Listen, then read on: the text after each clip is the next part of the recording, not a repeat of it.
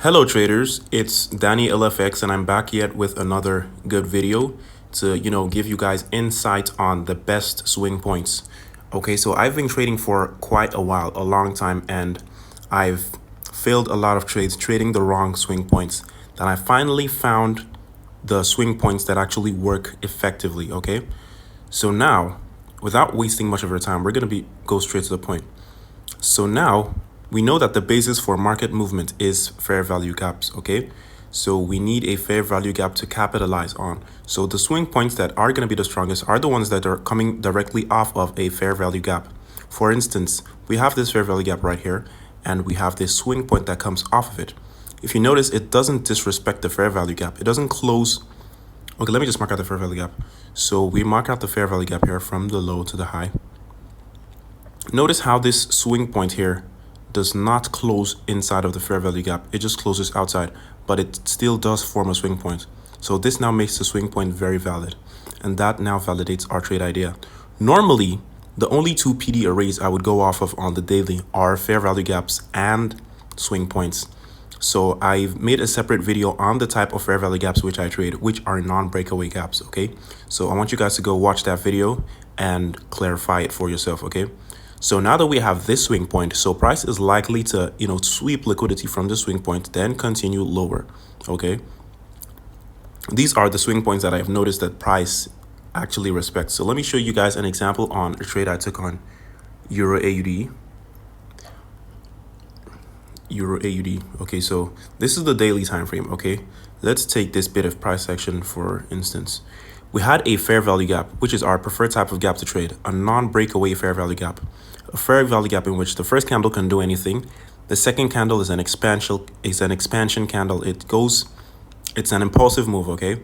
Then the third candle has to, consolidate. It doesn't have to close after the second candle, okay? It just has to close within the range of the previous candle, leaving a gap. And that way it makes it easier for price to just tap in, then continue higher, okay? So let's say, for instance, the fair value gap itself fails. Then a swing point forms that still respects the fair value gap. We can capitalize off of that swing point. So for instance, we have this particular swing point here, which I've already marked out with this line. Now let's scale down to our hourly time frame. So now on the hourly time frame, let's see how price reacted, okay? So now on the hourly time frame, once we tapped into that swing point, we had this bit of price action here. Then if you've been watching my previous videos, you know that my particular criteria for taking a trade is a breaker pattern, okay? So once we see our breaker pattern, we are more than confident and ready to take the trade. Remember, we're taking a breaker pattern with a fair value gap in the leg that breaks the last high or low, okay? So now we have a swing low, a swing high. The swing low got taken, and then the swing high got taken. In this case, we're going to take the swing high. Since it overlaps with this fair value gap, this is going to be our entry, okay?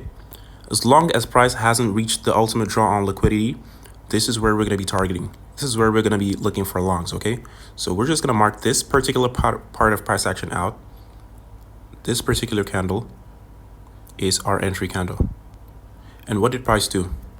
It reacted perfectly off of it, then took us directly to our draw on liquidity. Trading does not have to be more complicated than this, okay? Just have to simplify it as much as possible. Make rules for yourself in order to help you avoid losses. Minimize your losses, sorry, because you can't avoid losses on the long run. So we're just going to be targeting the highs, which is the daily swing high, which is going to be somewhere here. That's the ultimate draw on liquidity. And see how beautifully this trade played out, okay? So now this is just a beautiful example of how swing points work, okay? And these are the type of swing points which I would love to trade. Trading any other sort of swing points may lead to losses. Okay, so the next upload I'm gonna make for you guys is gonna be insightful. So you guys should stay tuned. Don't forget to like and subscribe, because I'm gonna be sharing a lot of concepts that are not free, to be honest, but I'm going to be sharing them for free, and they're simply and really effective, to be honest. Okay guys, I'll see you guys in the next one.